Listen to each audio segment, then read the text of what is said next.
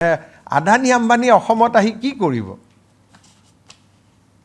তেওঁলোক বোলে গুজৰাটত গৈছে, মুম্বাইত গৈছে, বুজিব পাৰি, উৰিষ্যাত গৈছে, বুজিব পাৰি। অসমত আহি কি পাব? মইতো তেওঁলোকক গামোচা দি মাতি থাকোঁ, তেওঁলোকহে নাহে। অসমত পাব কি? উৰিষ্যাত গ'লে তলত কয়লা পায়, সোণ পায়, কোৱাৰ্টছ পায়, সাগৰ পায়। আমাৰ ইয়াতে আমি তেওঁলোকক দিম কি? মোকতো মই দিন ৰাতি এইটোৱে চিন্তা কৰি থাকোঁ যে ভুলতে যদি আদানী আম্বানী আহি গ'লহেঁতেন অসমত, তেতিয়াহ'লে অসমৰ ল'ৰা ছোৱালী চাকৰিৰ কাৰণে বেলেগত যাব নালাগিহেঁতেন। তেওঁলোকে মোক সোধে যে আপ কিয়া দেগা হামে? দিবলগীয়াতো একো নাই, এতিয়া কি দিম কওক? সেইকাৰণে মানুহৰ ধাৰণাটো উল্টা। তেওঁলোকক মাতিব লাগে, এনেই নাহে তেওঁলোক। আদানী আম্বানীক আনাটো ইমান সহজ নহয় এখন ৰাজ্যত। সেইটো কাৰণে বহুত চৰকাৰী বহুত প্ৰচেষ্টা লাগে। কিয় আহিব কওকচোন? গুজৰাটত তেওঁলোকে কাম কৰিছে, মহাৰাষ্ট্ৰত কাম কৰি আছে, তামিলনাডুত কাম কৰি আছে, অসমত কিয় আহিব? তেতিয়া আহিব যেতিয়া অসম চৰকাৰে ক'ব পাৰে যে আপোনালোকক এটা তেলৰ আমি নতুন ভাণ্ডাৰ এটা দিম, আমি কয়লাৰ নতুন ভাণ্ডাৰ এটা দিম, বা আমি আপোনালোকক কিবা এটা দিম।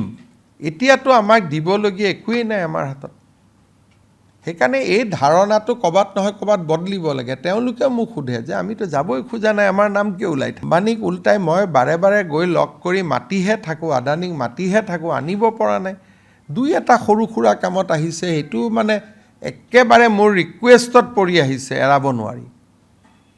এতিয়া ছেটেলাইট চিটিত যদি আদানীয়ে মাটি লয়, সেই মাটি কি কৰিব আদানীয়ে? বিল্ডিং বনাইতো বিক্ৰী কৰিব লাগিব। অসমৰ মানুহে আদানীয়ে বনোৱা বিল্ডিং কিনাৰ শক্তি আমাৰ এতিয়াও আহিছে জানো? আমাৰ ইয়াত স্কুৱেৰ ফিট হৈছে 5 বা 6 হাজাৰ টকা।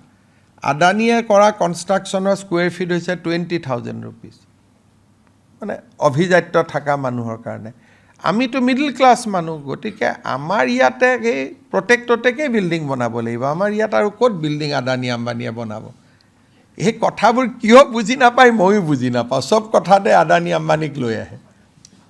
আদানী আম্বানীয়ে যি বিল্ডিং বনাব, আপোনালোকে কল্পনা কৰকচোন। ওপৰত হেলিকপ্টাৰ পৰিব, তলত ডাঙৰ ডাঙৰ ফ্লেট হ'ব।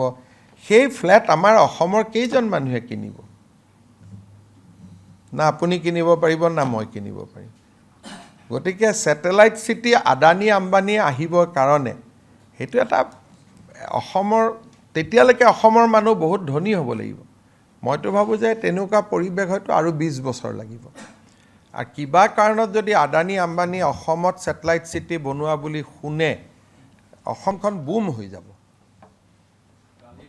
অসমখন তেতিয়াতো আৰু কথাই নাই, অসমখন বহুত আগুৱাই যাব। মইতো কামনা কৰি থাকোঁ এই নিউজবিলাক যাতে সঁচা হয়। ৰাতিপুৱাই মই ভগৱানক সেৱা কৰোঁ, হে ভগৱান এই নিউজটো সঁচা হৈ যাওক, সঁচাকৈ আদানী আম্বানী আহি যাওক। কাৰণ তেওঁলোকতো দেশদ্ৰোহী নহয়, তেওঁলোক আহাত কি বাধা আছে? আজি তেওঁলোক আহিলে, এয়াৰপৰ্টখন বনালে, আমিতো সদায় সেইখনলৈকে এটা গৌৰৱে কৰি থাকোঁ। গতিকে আহিলে ভালহে। গতিকে আপোনালোকেও লিখি থাকক, আহক, আহিব বুলি কৈ থাকিলে লাগি যায় নহয়।